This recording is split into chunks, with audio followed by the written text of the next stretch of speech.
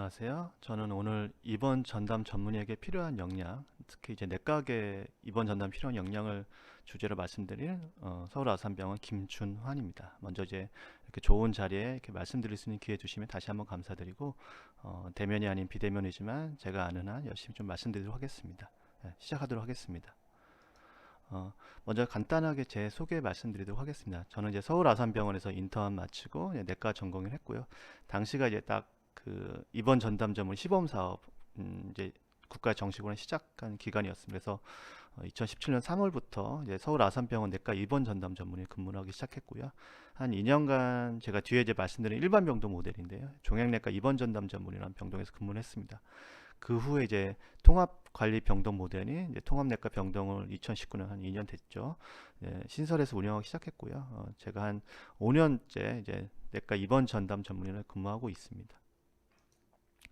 오늘 제가 이렇게 말씀드릴 주제는 크게 세 가지 주제를 가지고 말씀드릴 겁니다. 현재 이제 우리나라의 입원 전담의 소개 및 현황, 그다음에 두 번째는 이제 내과계 입원 전담에 필요한 역량, 그리고 이제 향후 입원 전담이 가야 할 방향들, 이렇게 크게 세 가지 주제를 가지고 말씀드리도록 하겠습니다. 먼저 이제 입원 전담 전문의가 어떤 일을 하는 사람인지 좀 정의를 먼저 말씀드리고 시작하도록 하겠습니다. 입원 전담 전문의는 이제 미국에서 1996년에 시작된 이제 새로운 직종이 되겠습니다. 그래서 입원한 환자를 대상으로 일반적인 이제 메디컬 케어를 하고 있는 전문의, 그렇게 보시면 되겠고요. 허스피탈리스 말 그대로 이제 하스피탈에서 나온 거죠. 그래서 장소를 중심으로 생긴 거라고 보시면 되겠어요. 그래서 뭐 중환자 전담 전문의, 응급실 전문의처럼 이제 병원을 중심으로 일하는 전문의, 이렇게 보시면 되겠습니다. 이제 우리나라에서 이제 어떻게 설명드냐면은 입원 환자를 대상으로 입원부터 퇴원까지, 즉 쭉 전 과정이 되겠죠. 환자 진료를 직접적으로는 말 좀 중요하겠습니다. 책임지고 시행하는 전문의, 그러니까 입원을 전담해서 하는 전문의, 요게 키워드가 되겠습니다. 이제 미국에서는 아까 앞서 말씀드렸듯이 1996년에 처음 이런 하스피탈리스라는 용어가 생기기 시작했습니다. 그래서 이제 와처랑 올드맨이라는 분이 이제 요 용어를 만들기 시작했었고, 당시에도 좀 예상을 했었어요. 이 하스피탈리스라고 하는 새로운 직종이 굉장히 빨리 이제 의료계로 침투하고 성장할 것이다, 이렇게 예상이 됐었고, 실제적으로 이제 2016년 논문인데요. 이렇게 아주 급성장을 했습니다. 그래서 벌써 3년 됐죠. 3년 전만 해도 미국 전체 피지션의 한 7에서 8% 정도가 하스피탈리스트로 근무하고 있다, 이렇게 되고 있겠습니다. 그래서 쭉 계속 늘어나고 있는 게 보일 수 있겠습니다. 이런 미국의 하스피탈리스트가 늘어난 이유들은 크게 한 4가지 정도로 보고 있는데, 우리나라 상황도 좀 많이 비슷한 면이 있습니다. 그래서 먼저 이제 포괄수가제에 따라서 이제 미국 같은 경우는 이제 보험사의 영향력이 좀 강하기 때문에 좀 재원 기간이 길거나, 그다음에 재입원율이 많거나 하면은 좀 여러 것으로 좀 손해 볼 수 있는 게 있거든요. 그러면 이런 것들을 어떻게 좀 조절할 수 있을까에 대한 고민들이 있었고, 그래서 입원 전담 전문의를 도입을 하게 되면은 이 사람들이 의사결정을 좀 빨리 하고 합병률도 줄이더라. 그러면서 재원 기간과 재입원율 줄이니까 진료의 질이 향상되고, 그러면서 이제 보험사의 삭감 같은 것도 좀 막을 수 있다는 게 있었고, 그다음에 이제 뭐 응급실에서 전문의가 없었을 때 뭐 이런 부분들도 있었고, 우리랑 비슷한 게 이제 3, 4번이 되겠죠. 이제 전공의 선생님들이 이제 근무 시간 제한이 생겼어요. 우리나라처럼 이제 80시간. 그러다 보니까 병원에서 일해야 할 사람들이 좀 적어지게 되겠고, 이제 하스피탈리스가 도입이 이제 되는 거죠. 그다음에 이제 여러 이제 의료 소송에서도 문제가 됐던 야간이나 주말에, 즉 이제 어텐딩 스텝이 없는, 전문의가 없는 기간에 사망률 및이 늘어났고, 그 고령 환자가 이제 늘기 때문에 어떻게 하면은 이제 세부적으로 나눠서 볼 것들이 아니라 통합해서 보는 진료에 대한 그런 논의들이 많이 생기기 시작했습니다. 그래서 여러 가지 이제 허스피탈리스가 정착하기까지는 그냥 되지는 않았던 거고, 여러 논문들이 같이 나왔었죠. 이제 효과에 대한 논문이 나왔었고, 크게 이제 미국에서는 잘 입증된 거는 일단 재원 기간을 확실하게 줄여준다. 이제 뭐 여러 메타 어나리시스 논문들이 있겠지만 보통 한 30% 정도 재원 기간을 줄였고, 전체 의료 비용, 미국 이제 의료 비용에 대한 논의들이 많으니까 의료 비용도 줄여주더라 하는 것들이 많았습니다. 이 외에도 환자 및 보호자분들 만족은 당연히 되겠죠. 그럼 이제 한국의 같은 경우는 입원 전담 왜 생겼는지 좀 보시게 되면은 크게 미국과 다르지는 않습니다. 환자 안전에 대한 요구들이 좀 많았었고, 그다음에 우리나라도 마찬가지로 전공의법 근무 시간 제한이 있었고, 우리나라도 특이하게 이제 전공의 선생님들, 내과계나 외과계 전공의 선생님들의 수련 기간이 좀 단축이 됐어요. 내과 같은 경우는 2017년부터, 외과 같은 경우는 2019년부터 3년제로 줄기 시작하고, 이런 걸 가지고 시범 사업을 한 5년간 했었고, 이제 올해죠. 올해 1월 25일부터 이제 본 사업에 들어가게 되면서 입원 환자 전담 전문의 관리료라는 것이 신설돼서 이제 정식 제도권 안으로 들어오기 시작했습니다. 한국의 입원 전의 운영형을 보시면 일단 이제 현재 올해 데이터는 아직 없는데 작년 5월 기준 데이터를 가지고 설명드리도록 하겠습니다. 저희가 이제 우리나라가 시범 사업이 국가 주도로 시작해서 처음 시작했을 때 56명 됐었어요. 이게 2010년 9월이었고, 그 후로 여러 가지 지원책들이 나왔었어요. 뭐 수가를 40% 인상해 준다거나, 입원 전에 두 분을 고용하는 병동에 한해서는 전공의 선생님 한 명의 팁을 추가로 준다거나 하는 여러 가지 지원책들이 있었고, 2019년 4월에 이제 124명은 그 영향력 여러 가지 지원책으로 한 2배 정도 늘었었고요. 그다음에 작년 5월 다시 또 2배 정도, 이렇게 2010년 기준에서는 거의 4배 정도가 늘었었고, 이제 가정의학 선생님 좀 잘 보실 것들이 그 중에서 대략 한 10% 정도는 24명 정도 선생님들이 가정의학과 전문의로 활약하고 계십니다. 그래서 운영하는 기관들도 보면은 2016년에는 15개 병원, 그리고 2020년 5월에는 45개 병원으로 계속적으로 이것도 3배 정도 늘고 있는 상태고, 운영과들은 굉장히 다양합니다. 내과, 외과, 신경과, 신경외과, 비뇨의학과, 소아청소년과, 정형외과 등 입원 환자를 보는 거의 모든 과에서는 다 운영하고 있습니다. 그 중에서 가장 많이 이제 근무하는 전문 과목, 즉 전문의 선생님들은 내과계, 외과, 가정의학과 선생님들, 이렇게 이 세 분과에서 많이 활약하고 계십니다. 그래서 이거를 표로 보게 되면 2010년 9월부터 이렇게 쭉 이제 인원들이 이제 늘어나는 것들이 이제 쭉 보일 수가 있습니다. 그래서 249명 운영관 기관들이 보이겠습니다. 이제 운영하는 국내 입원 전담 전문의의 국내 효과들은 미국과 크게 다르진 않고요. 이제 좀 출간된 논문들을 같이 좀 보면 말씀드리면은, 이제 2017년도에 나왔던 분당 서울대 선생님들의 논문이고요. 일단 이 당시에는 이제 급성기 내과 병동, 이제 AMU라고 해서 Acute Medical Unit, 요 유닛을 조금 운영을 했었습니다. 그때 이제 운영을 했더니 이 유닛에 근무하는 선생님들, 입원 전담 선생님들인데, 운영했더니 이제 재원 기간도 하루 정도 좀 짧아졌고, 이제 AMU는 특성은 뭐냐면 응급실에 있는 환자들이 이제 바로 올라올 수 있는 병동이 되겠군, 내과 병동인데, 그거 운영했더니 응급실 체류 시간도 감소했더라. 이런 효과의 논문을 보였습니다. 그다음에 이나다 선생님들께 발표한 논문인데, 여러 동반 질환들이 많은 환자들을 봤을 때, 뭐 예를 들면 폐렴이라든지 요로관 같은 환자를 봤을 때 입원 전담 전문의 본 환자군에서 아웃컴, 즉 예를 들면은 뭐 치료 효과들이 좋았더라, 사망률 이런 거 보았을 때 효과들이 좋았다는 걸 밝힌 논문이 되겠습니다. 이제 다음은 내과계 입원 전담 전문에 필요한 역량을 가지고 설명드리도록 하겠습니다. 그래서 주로 내과의 병동의 특성, 그리고 이제 저희가 갖춰야 될 역량들, 이런 걸 위주로 설명드리도록 하겠습니다. 먼저 내과 입원 환자들의 특성 설명드리도록 하겠습니다. 다 이제 보시면 알겠지만 다 조금 어렵고 좀 불편한 내용들이 많죠. 그래서 이거 꼭 비단 내과 병동만이 문제는 아닌데, 이제 점차 이제 우리나라가 고령화되고 있죠. 고령화되다 보니까 동반 질환들, 예를 들면은 저희 병동에 입원한 환자 같은 경우도 대부분이 당뇨 고혈압들을 이제 동반하고 있고, 심장 질환들, 뭐 콩팥 질환들, 이런 동반 질환들이 많기 때문에 그 자체가 이제 중증도가 올라가는 특성이 있겠습니다. 두 번째, 이제 응급실에 내원하는 환자들 중에 내과 환자들 비율이 높습니다. 저희 병원 같은 경우는 적어도 60에 70% 이상은 이제 내과계 환자가 되겠고요. 그다음에 저희가 조금 긴장해서 봐야 될 부분들이, 환자 이제 급작스러운 악화 비율들이 좀 높다는 부분들이 있겠습니다. 그래서 예를 들면은 외래에서 내원한 환자가 급작스럽게 다음날 환자 상태의 변화들, 뭐 갑자기 이제 호흡 곤란을 호소한다거나 복통을 호소한다거나 해서 악화 비율이 높고, 그에 따라서 이제 뭐 검사 비율도 높겠고, 그 다음에 이제 중환자실 전동간의 미리 높은 이제 특성을 갖고 있습니다. 그 다음에 이제 아무래도 내과 환자들이 암 환자 비율이 좀 높겠죠. 암 환자 비율이 높다 보니까 사망 및, 즉 자연적인 이제 병의 질행에 따른 사망 및, 그다음에 요새 이제 알고 계셔야 될 포스트 연명의료 중단 비율이 좀 높은 상태가 되겠습니다. 그다음에 이제 어떻게 보면 좀 내과만의 특성이 되겠는데요.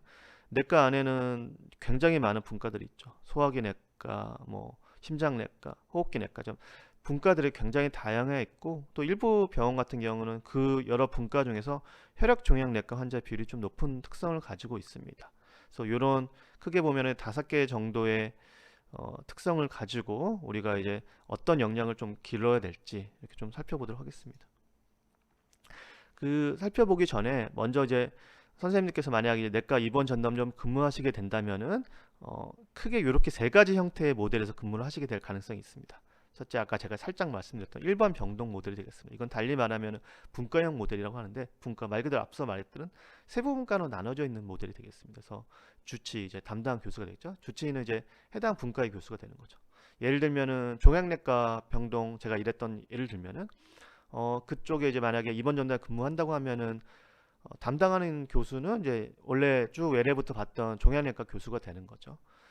그 교수님과 함께 입원 전담 역할이 이제 중요한데, 그러니까 이렇게 역할 설정을 보통 많이 합니다. 외래에서 이제 그 종양내과 교수님이 이 입원 전담 병동으로 입원장을 발부하게 되면, 그에서 입원하게 되면은 그때부터는 이제 종양내과 교수님과 입원 전담을 서로 같이 협업해서 이제 보는 모델이 되겠죠. 그래서 뭐 저희 병원 예를 들면 저희 병원 같은 경우는 이제 아침에 서로 간에 테이블 미팅을 하고 회진을 뭐 따라 돌거나 그러진 않습니다. 각자의 역할에서 의견을 조율하고, 당연히 이제 조율할 필요는 있죠. 서로 다른 방향으로 가면 안 되니까. 조율을 하고 그에 맞춰서 환자한테 어떻게 하면 가장 최선의 치료를 할 수 있을지 그런 걸로 논의하고 시작을 하게 되겠습니다. 근데 여기서 좀 중요한 것들은 요 역할 설정을 할 때 어떻게 보면 좀 종속되면 안 된다는 거죠. 그래서 말 그대로 좀 주치의를 이제 기존 분과 교수님이 하기 때문에, 만약 입원 전담 전문의가 말 그대로 좀 지시하고 다른 역할로 가면은 전문의의 원하는 역할을 하기는 좀 어렵다는 거죠. 그래서 이런 역할들이 잘 설정이 되지 않으면은 뭐 예전에 많이 나왔던 얘기인데 전공이 4.5년 차 또는 5년 차 이런 얘기가 되겠습니다. 그래서 이 모델들은 처음 시작할 때 운영하고자 하는 해당 분과, 그 다음에 근무하는 입원 전담 선생님이 사전에 만나서 어떻게 역할 설정을 하고 어떻게 책임을 좀 나눌 것인지 이런 고민들이 좀 필요하겠습니다. 그 다음에 이제 제가 한 2년 전부터 하고 있는 통합관리 병동 모델이 되겠습니다. 요 병동은 병원에 대해서 통합내과, 종합내과, 뭐 입원내과 너무 다양하게 불리고 있겠고요. 이 병동 모델은 거의 모든 병원에서 주치의를, 즉 담당 교수는 입원 전담 전문의가 하고 있습니다. 그래서 만약에 이제 가정의학과 전문의 선생님께서 입원 전담하면은 요 통합관리 병동의 모델 담당 교수로 이제 가정의학과 선생님이 하게 되는 거죠. 요 모델은 좀 간단히 설명드리면은 어떤 질환들을 세부 분과로 나누지 않는 거죠. 그래서 내과의 모든 환자들은 다 이 병동으로 입원할 수가 있어요. 그래서 저희 병동 예를 들면은 저희 병동 안에는 심장질환 환자도 있고 소화기 내과 환자도 있고 그다음에 이제 호흡기 내과 환자도 있고 암 환자도 있고 굉장히 다양한 뭐 9개에서 10개 넘는 분과의 환자들이 다 입원할 수가 있습니다. 그러면 이제 요 모델이 제가 봤을 때는 이제 가정의학 선생님들이 그동안 이제 수련 받으면 겪어왔던 많은 이제 내과 이제 병동들도 이제 수련 받으셨을 텐데 좀 적합한 모델이 아닐까 생각하고 있고요. 다만 이거는 이제 입원 전의 역할들은 좀 제네럴 케어, 좀 제너럴리스트 하기 때문에 환자를 치료하다 보면 좀 스페셜리스트, 즉 세부분과 영역들이 들어가기 때문에 입원했을 땐 좀 협진의 역할들이 굉장히 좀 중요하게 되겠습니다. 그래서 제가 좀 저희 병동 모델들을 좀 뒤에 보여줄 텐데, 이 협진을 어떻게 하느냐에 따라서 이 병동의 모델 승패가 좌우된다, 이렇게 말씀드릴 수 있겠습니다. 그다음에 세 번째는 이제 단기 입원 병동 모델이 되겠습니다. 앞서 이제 분당 서울대 선생님께서 말씀하셨던 건데, 응급실의 적체를 조금 막을 수 있고 응급실에서도 입원까지 환자를 좀 패스트트랙으로 빨리 입원시킬 수 있는 모델이 되겠습니다. 그래서 보통 응급실에서 환자가 입원하게 되면은 3일 이내 이제 이 병도 입원하게 되면 3일 이내 퇴원을 하거나 또 전과를 시키는 모델이 되겠고, 여기도 마찬가지로 대부분의 담당 교수는 이제 입원 전담 전문의 선생님 되겠습니다. 요 모델 또 특징은 하나는 대부분 이제 3일 이내 이 병동이 머무를 수 있는 기간 자체를 좀 제한을 뒀기 때문에 만약에 이제 퇴원하게 되면 문제가 없는데, 퇴원하지 않고 전과를 한다고 할 때는 요 병동은 좀 우선권을 줘야 되죠. 그래서 만약에 전동 전과가 빨리 되지 않으면은 계속 좀 적체되고 환자에 쌓이게 되는 이런 문제가 있겠습니다. 그래서 만약 선생님들께서 입원 전담, 내과계 입원 전담 근무를 하시게 되면 크게 이렇게 세 가지 유형에서 근무를 하실 수 있다. 그중에 선생님께서 수련받았던 모델 좀 적합한 건 이제 통합관리 병동 모델이 아닐까라고 이렇게 말씀드렸습니다. 저희 병동 예를 잠깐 제가 설명드릴게요. 크게 이제 외래에서 입원장 났을 때, 응급실에서 입원장 냈을 때 예고, 저희는 통합관리 병동 모델을 좀 예를 설명드리도록 하겠습니다. 그래서 외래는 저희는 이제 입원 전담 외래는 보진 않습니다. 그래서 여러 세부 분과 저희 내과 교수님들이 이제 외래를 보고 이 환자는 통합관리 병동에서 보는 게 좋겠다고 했을 때 입원장을 발부합니다. 그럼 이제 입원 환자 입원 날짜에 입원하게 되고 그때부터는 입원 전담 전문의가 담당 교수, 저 같은 사람이 이제 담당 교수가 되고 외래에서 입원장을 냈던 교수님은 뭐 회진을 온다고는 하시진 않습니다. 그렇기 때문에 진료 연속성을 위해서 저희가 입원하면은 이 외래 교수님한테 이런 환자가 입원했습니다라고 첫 번째로 이제 협진을 드리게 되는 거죠. 그러면 저희는 요걸 바탕과 저희의 경험과 이제 여러 기준을 바탕으로 진단하고 치료하게 됐고, 그때 치료하기 하고 이제 만료가 되면은 퇴원하기 전에 한 번 더 협진을 내게 됐습니다. 그래서 협진을 해서 이런 환자가 잘 치료돼서 교수님 외래로 갑니다라고 해서 치료 연속성을 쭉 유지하는 게 되겠고요. 만약 이제 응급실에서 또 환자가 입원하게 됐다라고 하면은 뭐 응급실 전공의 선생님 됐든 응급약과 전문의 선생님 됐든 이러한 환자는 여러 통합 질환이 있어서 통합내과로 입원하는 게 좋겠다고 입원장을 발부하게 됩니다.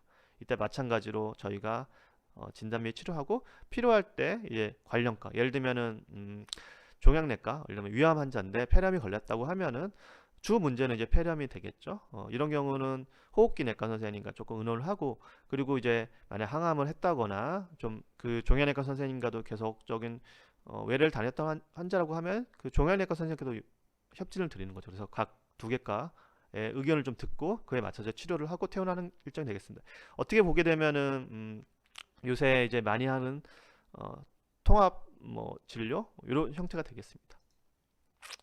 요 사진들은 제가 일하는 이제 병동 모습이고요. 통합관리 병동 모델이고 저희가 일하는 병동 모델 간호사님들 일반적인 병동과 크게 다르진 않고 이렇게 이제 슬라이딩 도어 앞에 이제 입원장이 병동을 하고 있고요.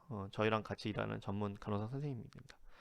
저는 또 이제 내과계 병동 같은 좀 반근무하는 경우도 있기 때문에 이렇게 밤에 이제 여러 환자분들을 만나고 직접 면담도 하고 그렇게 하고 있습니다.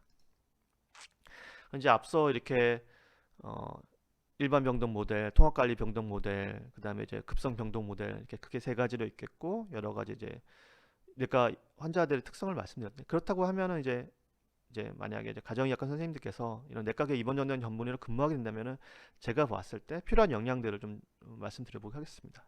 주로 이제 진료 부분에 국한해서 말씀드리면은 일단 앞서 말씀드렸던 내과계 환자들은 좀 급작스러운 상태의 변화가 있을 수가 있습니다. 그래서 급성기 환자의 대처 능력이 조금 많이 필요하게 되겠습니다. 그래서 검사들을 주저할 필요는 없습니다. 환자가 입원했을 때 환자 상태가 변했다고 하면은 검사 ABG라든지 CT 이런 검사들 그 다음에 엑스레이 같은 검사들은 전혀 주저할 수 없이 좀 빠르게 결정하는 게 좋겠고, 필요시 또 여러 시술들도 빠르게 연결하는 게 중요합니다. 그래서 내과계 환자들은 저희가 제일 걱정되는 거는 이제 쇼크로 빠지는 건데 이제 그런 것들은 시간 싸움이거든요. 그래서 그런 싸움에서 저희가 시간이 끌려가지 않도록 좀 빠른 대처가 필요하겠고, 필요할 때 이제 입원 전담 전문의는 좀 부족하다 싶으면은 요새 병원들이 이제 많이 갖추고 있는 중환자실 긴급 대응팀 RRT라고 하는 것들과 팀들과 좀 연계해서 같이 보는 것도 좀 필요합니다.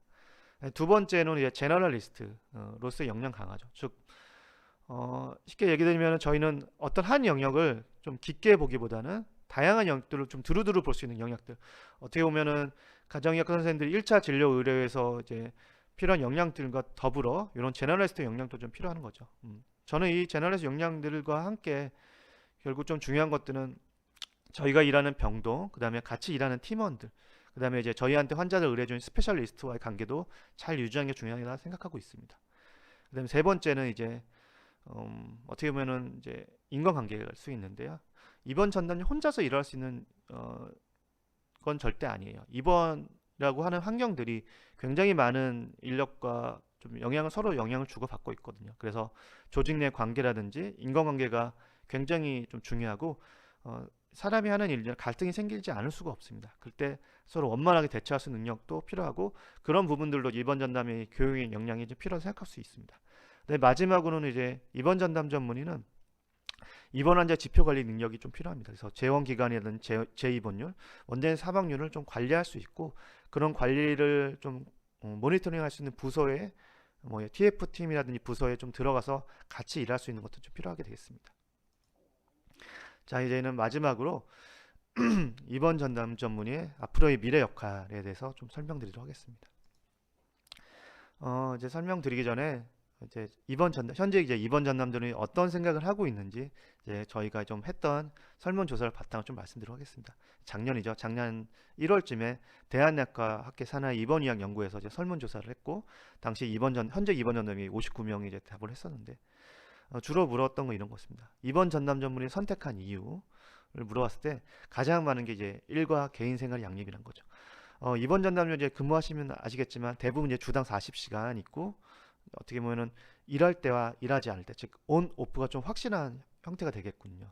그러다 보니까 이제 일을 할 때는 열심히 하고, 일을 하지 않을 때는 개인 생활을 할 수 있는 이런 부분들을 좀 많이 좋아하셨고, 그 다음에는 이제 이 자태가 너무나 필요하다. 자기가 이제 입원 전담 근무를 해보니까 환자한테도 필요하고 전문의한테도 근무하다. 그래서 제도의 필요성이라든지, 그 다음에 이 진료 자체가 우리가 그동안 좀 꿈꿔왔던 최상의 진료를 좀 할 수 있는 것들이 아닌가. 그래서 요 세 가지 때문에 이제 많이 했다라고 생각을 했었고요. 그 다음에 이제 이 일을 좀 계속할 수 있느냐, 지속 근무할 수 있는 것에 대한 좀 설문도 했었는데, 이제 죄송합니다. 의미 있게 좀 나왔던 지표들은 어떻게 보면은 입원 전담 전문의 독립적인 진료 권한을 가지고 있을 때, 그 다음에 이제 당직 수당이라든지 성과금이 있을 때, 그 다음에 교원 임용 가능성이 있을 때, 그 다음에 어떻게 보면 연구비라든지 연구실을 제공하는 거라든지, 즉 이제 여러 진료뿐만 아니라 복지 영역들이 조금 있을 때 그런 부분들을 우리에게 이제 입원 전담 전문에서 지속 근무할 수 있다고 생각을 좀 주셨습니다. 저희가 좀 주의 깊게 볼 것들은 이 독립적인 진료거나, 결국 앞서 말씀드렸듯이 일반 병동 모델에 있어서도 어떤 종속되는 관계에 있어서는 입원 전담 전문의가 지속적으로 근무하기 좀 어렵다라고 좀 볼 수 있겠고, 입원 전담 전문의도 이런 뒤에 제가 말씀드린 역할과 관계되는 것들인데, 진료뿐만이 아니라 좀 연구라든지 이런 부분들도 같이 생각을 해줘야, 교육 이런 걸 해줘야 입원 전담자 지속적으로 근무할 수 있다라는 걸 좀 말씀드릴 수 있겠습니다. 그럼 이제 입원 전담 전문의 역할들은 기존 역할과 앞으로 역할들은 조금 말씀드리면은, 미국에 있어서는 조금 다양하게 입원 전담 역할들을 조금 말씀드리고 있어요. 그래서 클리니컬 케어, 진료, 그다음에 티칭, 교육, 그다음에 리서치, 연구, 그다음에 이제 어떻게 보면 병원과 이제 보건의료계의 역량들을 좀 늘릴 수 있는 어떤 제도적인 영역들이죠.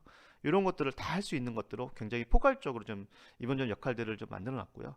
아직까지 우리나라에 있어서는 조금 이런 포괄적 역할 때문에 진료에 좀 초점된 부분들이 많습니다. 그래서 우리나라 역할들은 진찰, 뭐 그다음에 상담, 처치 시술, 그다음에 퇴원 계획 같이 이런 부분들로 좀 아직까지는 진료에 좀 국한된 역할들이 좀 있었고요.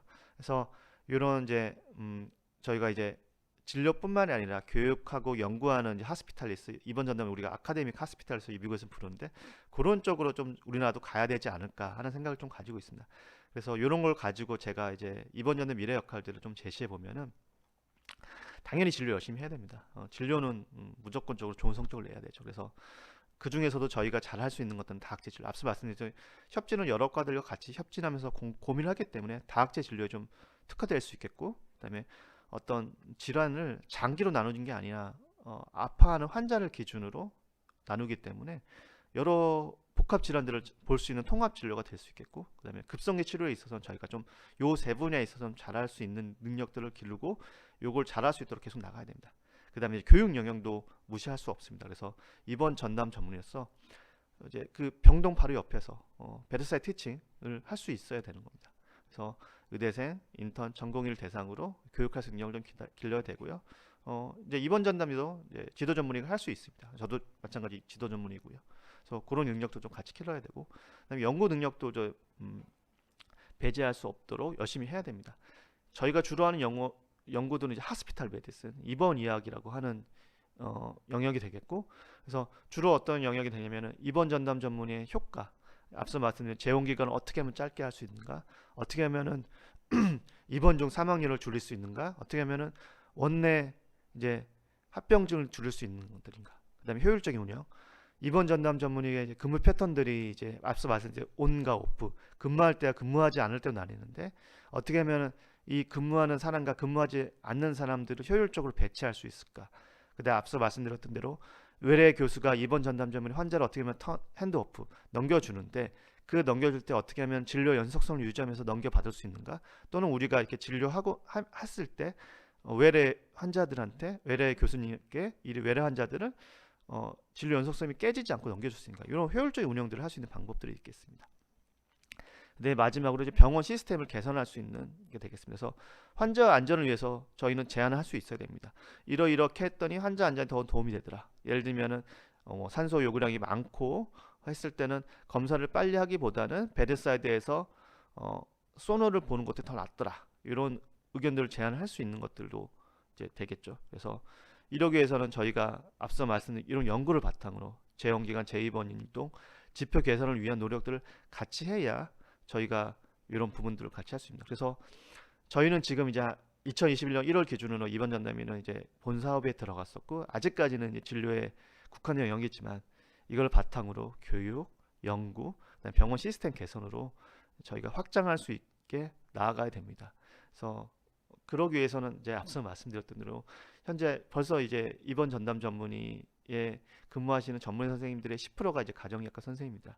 내과 전문의, 외과 전문의, 그리고 다른 과 선생님들만 많으로는 우리가 할 수 없고, 가정의학과 선생님들께서도 요 입원 전담의 이제 역할에 많이 공감해 주시고 같이 좀 참여해 줌으로써 저희가 한번 입원 전담 전문의 이 좋은 제도를 같이 넓혀보고 확산시키고 환자들한테 이 좋은 제도를 좀 널리 알렸으면 좋겠습니다. 그래서 저도 이제 이렇게 강의를 통해서나마 이렇게 선생님께서 말씀드리고 싶었습니다. 그래서 이제 관심이 만약에 있다고 하면은 저희 대한내과에서도 입원의학 연구를 회로 이제 운영하고 있고, 꼭 내과 전문의가 아니어도 가입을 하실 수 있습니다. 그래서 KHM.OR.KR로 이제 가입하셔서 회원 가입하시면은 여러 고민들들, 그다음에 이제 여러 칼럼들도 좀 있거든요. 그래서 연구도 좀 같이 하면서 우리가 요 입원 전담점의 한 제도를, 이 좋은 제도를 좀 같이 넓혀갔으면 좋겠습니다. 경청해 주셔서 감사하고, 이제 혹시나도 이제 궁금하신 내용 같은 경우는 제 이메일이 있습니다. 그래서 아무래도 좀 비대면이다 보니까 실시간으로 좀 질의응답하고 했으면 좋겠지만 이제 그러지 못한 한계가 있기 때문에 이메일이라든지 제 블로그 또는 유튜브 검색하시면 댓글 남길 수 있기 때문에 이런 부분들로 해서 하시면 좋겠습니다. 예, 경청해 주셔서 감사하고 다음에는 입원 전담에서 같이 근무할 수 있는 모습을 보면 좋겠습니다. 감사합니다.